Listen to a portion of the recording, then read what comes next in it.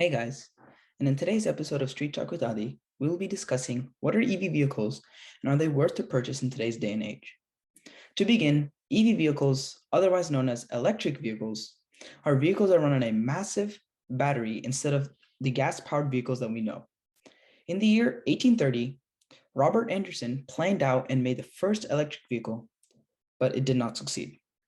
But in the year 2003, entrepreneur and businessman Elon Musk founded a company named Tesla and developed the first EV vehicle named the Tesla Roadster.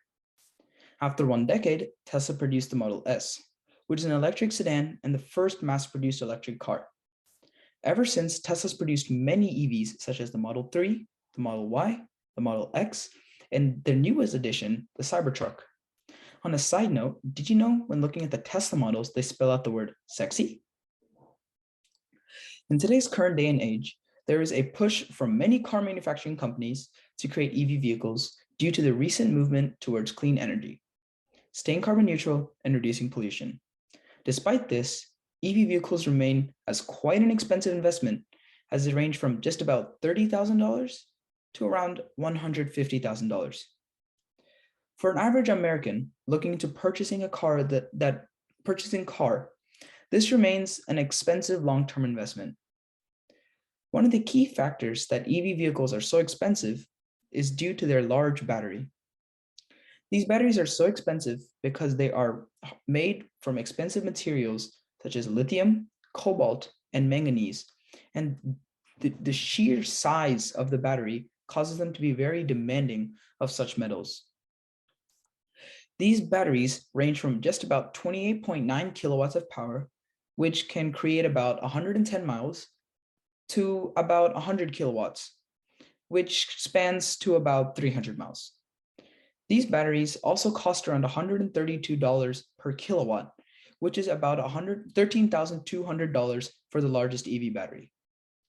They also cost around $5,000 to replace the battery after the life cycle ends.